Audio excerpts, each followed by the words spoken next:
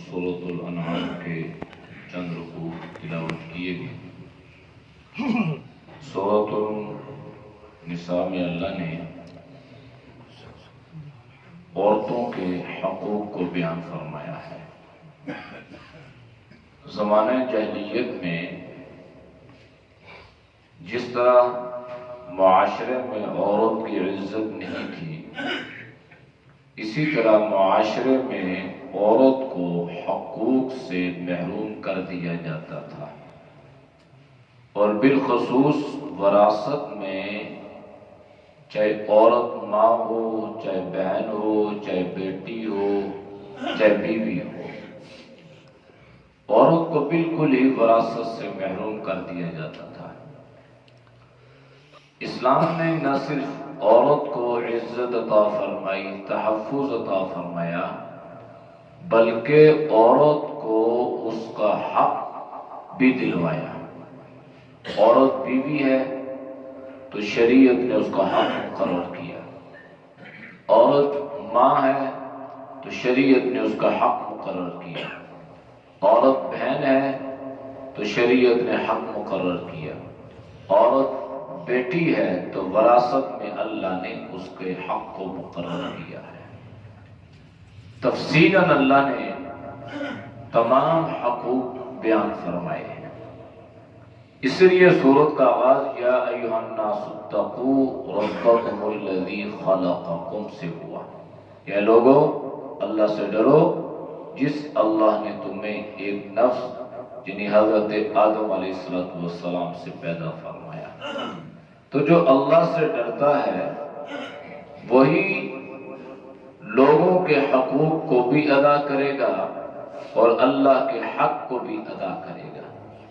جو اللہ سے ڈرتا نہیں ہے نہ وہ اللہ کا حق ادا کرے گا اور نہ وہ لوگوں کے حقوق کو ادا کرے گا، اور بالخصوص نہ وہ وراثت میں عورتوں کے حقوق کو ادا کرے گا یا ادا کیا جائے گا۔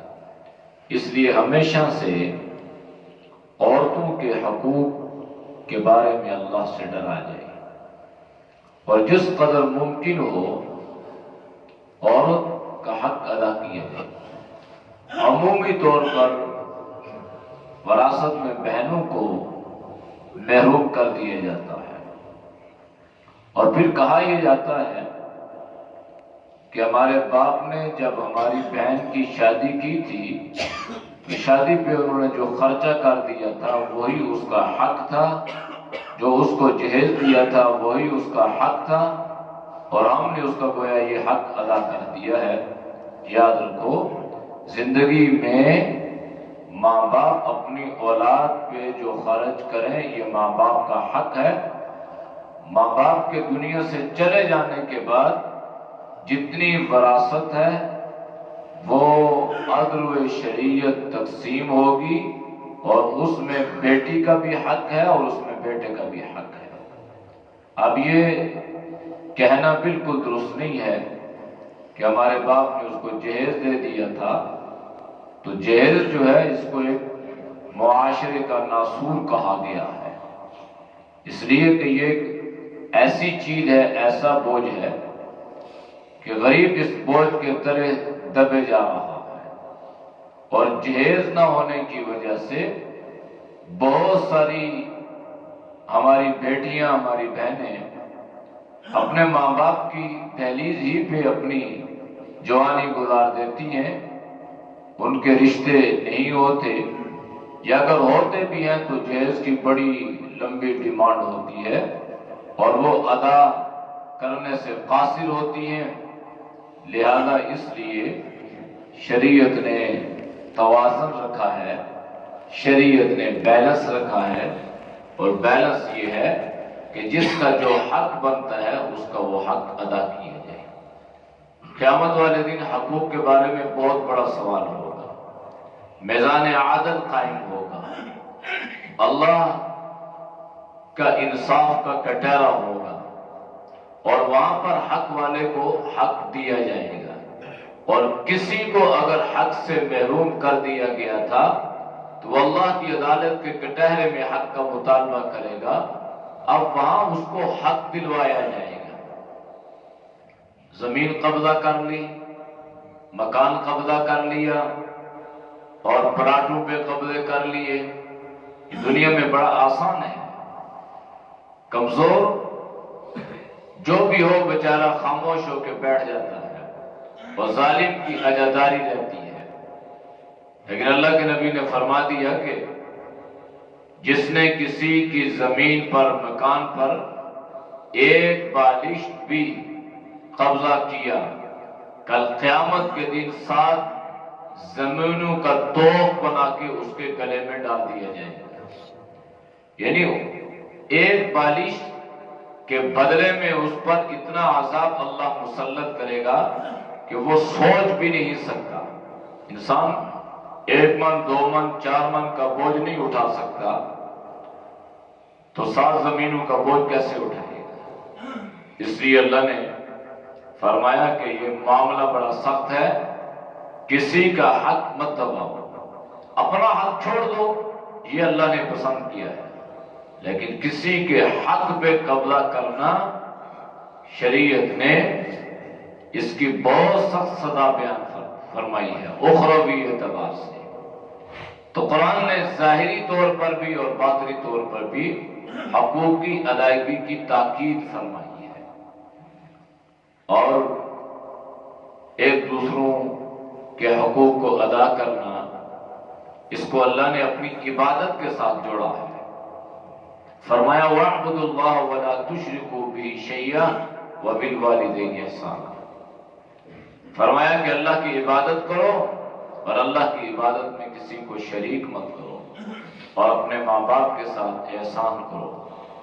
تفصیلات پھر اللہ نے قرآن میں بیان فرمائی ہے کہ جو اپنا رشتہ دار ہو اس کے ساتھ بھی، جو قریبی ہو اس کے ساتھ بھی، جو دور کا ہو اس کے ساتھ بھی، جو پڑوس میں رہنے والا ہو اس کے ساتھ بھی، جو اجنبی آپ کے پڑوس میں رہتا ہو اس کے ساتھ بھی، یعنی جس قدر ممکن ہو انسانیت کا احترام کرو، یہاں تک کہ اگر آپ کے پڑوس میں کوئی غیر مذہب رہتا ہے تو بھی اس کے حق کی ادائیگی کا حکم دیا ہے۔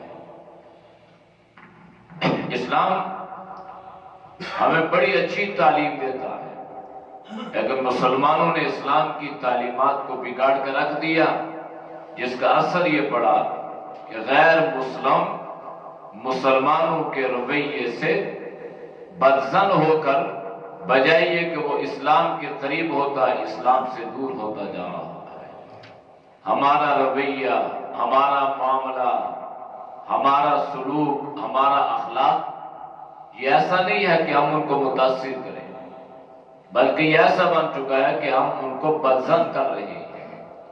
اس لیے اللہ نے قرآن کریم میں پوری سورت کا نزول فرمایا اور ان لوگوں کے رویے کا بھی اللہ نے رد کر دیا جو اسلام پہ اعتراض کرتے تھے، اور وہ یہ کہتے ہیں کہ اسلام نے عورت کو حق نہیں دیا۔ اسلام نے عورت کو جتنا حق دیا ہے کسی اور مذہب نے نہیں دیا، اور اس کی سورۃ النساء سب سے بڑی دلیل ہے۔ کہیں پر سورۃ الرجال نہیں ہے، مردوں کے نام کی کوئی سورت نہیں ہے، عورت کے نام کی سورت ہے، اور پھر مختصر بھی نہیں ہے، مفصلات میں تفصیلی صورتوں میں سورۃ النساء کا ذکر ہے، اور اللہ نے کھول کھول کر اس چیز کو بیان فرمایا اور فرمایا کہ یوصیکم اللہ تمہیں اس بات کی تاکید کرتا ہے، اللہ تمہیں وصیت کرتا ہے کہ حق والے کا حق ادا کرو، اور کسی کا حق دبا کے اپنے پیٹھ کے اوپر یہ بوجھ مت لے کر جاؤ، کل قیامت والے دن بہت پچھتاؤ گے اور اللہ کی عدالت میں کہو گے کہ یہ جتنا زمین اور آسمان کے برابر جو چیزیں ہیں، ہم اللہ تمہیں یہ فدیہ دینے کے لیے، بدلہ دینے کے لیے تیار ہیں، اور اس کے بدلے میں ہماری جان کی خلاصی ہو جائے، لیکن وہاں پر ہم کچھ دینے کے قابل نہیں ہوں۔ اس لیے اس کے ساتھ ہی سورۃ المائدہ، ان دونوں کا آپس میں تعلق ہے، ربط ہے۔ اس میں بھی اللہ نے حلال حرام کا ذکر فرمایا، اس میں بھی اللہ نے حلال حرام کا ذکر فرمایا۔ مال حلال تھا، حق والے کو حق سے محروم کر دیا، وہ مال ہمارے لیے حرام ہو گیا۔ کھانا پینا ہمارے لیے حلال تھا، لیکن ہم نے اس کو غیر اللہ کے نام پہ کر دیا تو یہ حلال حرام ہو گیا۔ تو سورۃ المائدہ میں اللہ نے اس چیز کو تفصیل سے بیان فرمایا کہ کون سی چیز آپ پر حلال ہے اور کون سی چیز آپ پر حرام ہے، تاکہ اپنے آپ کو ایسی چیزوں سے بچاؤ جو حرام ہیں، اور حرام چیزوں کا استعمال کرو گے تو پھر یاد رکھنا آپ کی عبادت رائیگاں چلی جائے گی، ضائع چلی جائے گی۔ ایک حدیث میں اللہ کے نبی صلی اللہ علیہ وسلم نے فرمایا کہ جو آدمی جان بوجھ کر ایک لقمہ حرام اپنے حلق سے اتارتا ہے، اللہ ایک مہینے کی عبادت کو ضائع فرما دیتا ہے۔ یعنی ایک لقمہ حرام کا جان کے، اس کا مطلب یہ ہے کہ یہ حق تلفی کر رہا ہے جو حرام کھا رہا ہے۔ اسی لیے اللہ نے حرمت علیکم المیتۃ تفصیل سے اللہ نے بیان فرمایا ہے۔ پھر اسی صورت میں اللہ نے یہ بھی فرمایا کہ اللہ نے آپ کے لیے دین اسلام کو پسند بھی کر لیا، اور اللہ نے اس دین اسلام کو آپ صلی اللہ علیہ وسلم پر مکمل بھی فرما دیا۔ ہمارا دین مکمل ہے، اس لیے ہمارے دین میں بدعات کی کوئی گنجائش نہیں ہے۔ اگر دین مکمل نہ ہوتا تو ممکن ہے اس میں کسی بدعت کی گنجائش موجود ہوتی۔ دین مکمل ہے اور اللہ نے اس کی تکمیل کا اعلان خود فرمایا ہے، الیوم اکملت لکم دینکم واتممت علیکم نعمتی ورضیت لکم الاسلام دینا۔ دین مکمل ہو گیا اور میں نے اس نعمت کو آپ پر تمام کر دیا۔ لہذا اللہ کے نبی صلی اللہ علیہ وسلم نے اسی وجہ سے بدعات کی مذمت بیان فرمائی ہے، اور بدعت کہتے ہیں اسلام میں ایسی چیز کو ایجاد کر لینا جس کا اسلام میں کوئی تصور نہ ہو، اور کرنے والا اس کو دین سمجھ کر ثواب کی نیت سے کرے۔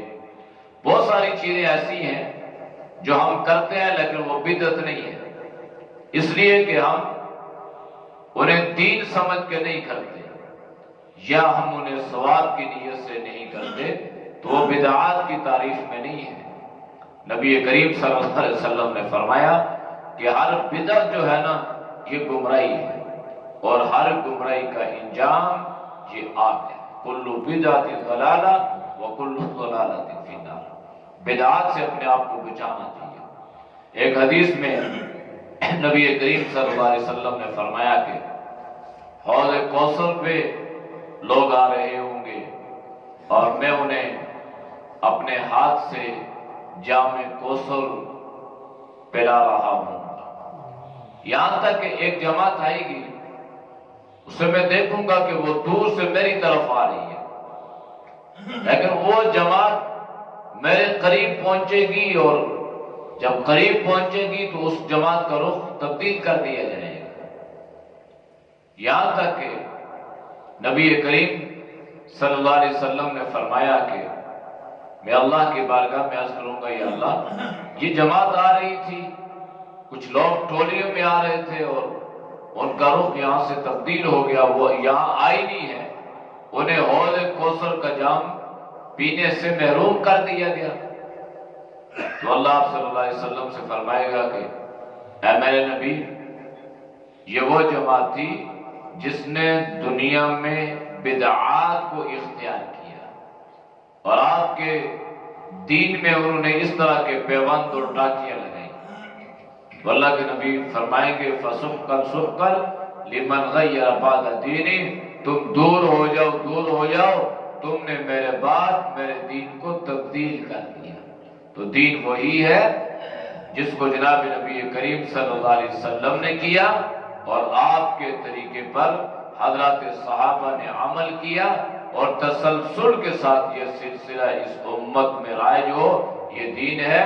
اور جس کو آپ صلی اللہ علیہ وسلم نے نہیں کیا، آپ کے صحابہ نے نہیں کیا، یاد رکھیں اگر کوئی آج اس کو دین سمجھ کے اختیار کرے گا، ثواب کی نیت سے کرے گا، تو یہ بدعت بن جائے گی اور یہ گمراہی ہے، اور گمراہی کا انجام جو ہے یہ دوزخ ہے، آگ ہے۔ لہذا اللہ نے سورۃ المائدہ میں ان کی تفصیلات بیان کی۔ پاکی ناپاکی کا تصور ہے تو اللہ نے اس صورت میں بیان کیا۔ حضرت عیسیٰ علیہ السلام کی دعائیں ہیں تو اللہ نے اس کو اس صورت میں بیان کیا۔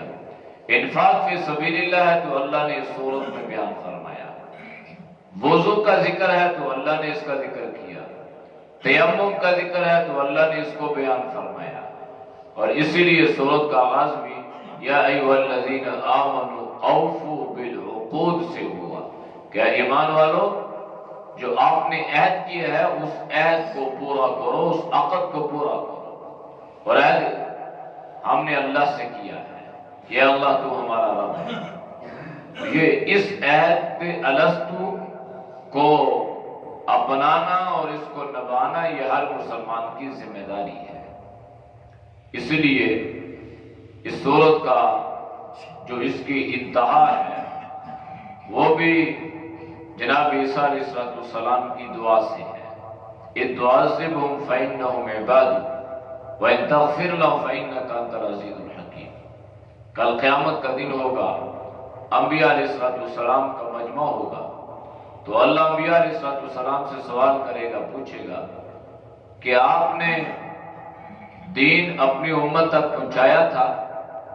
تو امت کہے گی کہ یا اللہ آپ کے انبیاء علیہ السلام نے دین ہم تک نہیں پہنچایا۔ ان کی امتیں انکار کر دیں گی، اور اس امت سے پوچھا جائے گا تو یہ امت کہے گی کہ ہمارے نبی نے ہم تک صرف یہ نہیں کہ دین پہنچایا بلکہ دین کے پہنچانے کا حق بھی ادا کر دیا۔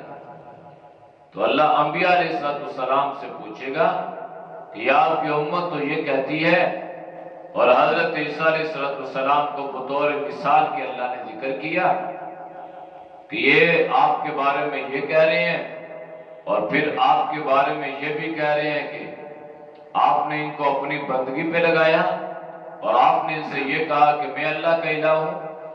تو جناب عیسیٰ علیہ السلام اللہ کی بارگاہ میں عرض کریں گے وَإِذْ قَالَ اللَّهُ يَا عِيسَى ابْنَ مَرْيَمَ أَأَنْتَ قُلْتَ لِلنَّاسِ اتَّخِذُونِي وَأُمِّيَ إِلَٰهَيْنِ مِن دُونِ اللَّهِ قَالَ سُبْحَانَكَ مَا يَكُونُ لِي أَنْ أَقُولَ مَا لَيْسَ لِي بِحَقٍّ إِن كُنتُ قُلْتُهُ فَقَدْ عَلِمْتَ۔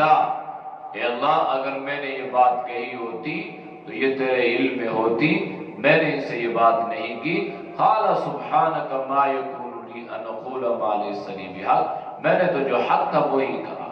انك انت علام الغیوب ما قلت لهم الا ما امرتني به، میں نے ان سے یہی کہا جس کا تو نے مجھے حکم دیا تھا، اور وہ یہ تھا کہ ان اللہ ربی وربکم فاعبدوہ ھذا صراط مستقیم۔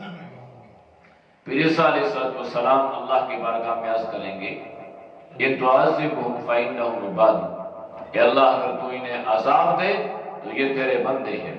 وَإِن تَغْفِرْ لَهُمْ فَإِنَّكَ أَنْتَ الْعَزِيزُ الْحَكِيمُ، اے اللہ اگر تو انہیں چھوڑ دے تو تجھ سے پوچھنے والا کوئی نہیں ہے۔ لِلَّهِ مَا فِي السَّمَاوَاتِ وَمَا فِي الْأَرْضِ وَمَا فِيهِنَّ وَهُوَ عَلَىٰ كُلِّ شَيْءٍ قَدِيرٌ۔ اللہ کی بادشاہی ہے زمینوں پر بھی آسمانوں پر بھی، اور جو اس میں ہے زمین اور آسمان کی فضا اور خلا میں بھی اللہ کا راج، اللہ کی حکومت، اللہ کی سلطنت اور اللہ کا حکم، اس لیے وہ عَلَىٰ كُلِّ شَيْءٍ قدیر، وہ اللہ ہر چیز پر قادر ہے۔ اللہ ہم سب کو ان باتوں پر عمل کی توفیق نصیب فرمائے۔